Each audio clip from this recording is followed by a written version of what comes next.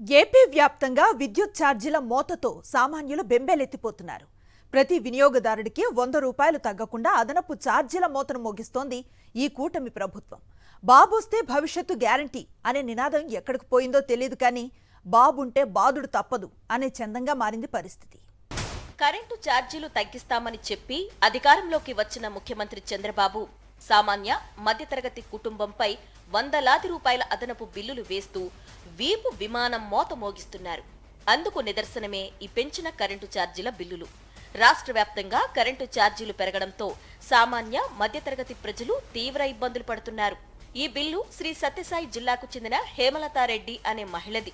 Service number 731101050787. గత నెలలో 52 యూనిట్లకు ₹231 బిల్లు రాగా ప్రస్తుత నెల 53 యూనిట్లకు ₹336 బిల్లు వచ్చింది. అంటే వారు గత నెలతో పోలిస్తే 1 యూనిట్ అదనంగా వాడారు. అప్పటికే గత నెలతో పోలిస్తే దీనిపై ఏకంగా ₹105 బిల్లు ఎక్కువగా వసూలు చేస్తున్నారు. ఇక్కడ కనిపిస్తుందే సాక్ష్యం. ఈ బిల్లు శ్రీ సత్యసాయి జిల్లాకు చెందిన నాగమణి అనే మరో మహిళది. Service number 731101046387. వీరు గత 2 నెలలుగా ఊర్లో లేరు.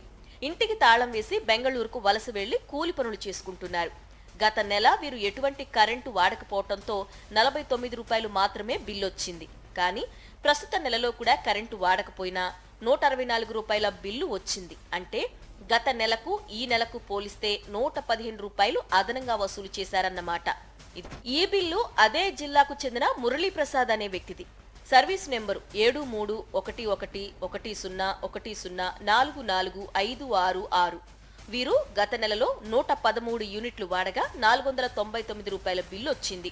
ప్రస్తుత నెల 108 యూనిట్లు మాత్రమే వాడారు. అయినా ₹599 బిల్లు వచ్చింది. అంటే గత నెల కన్నా 5 యూనిట్లు కరెంటు తక్కువ వాడినా ₹100 ఎక్కువ వచ్చింది. ఇదేం బాధుడు అంటూ మండిపడుతున్నారు. మంత్ యూనిట్స్కి ఇంకా ఒక 13 యూనిట్స్ తక్కువే వాడినాము. బట్ ₹100 ఎక్స్ట్రా వచ్చింది.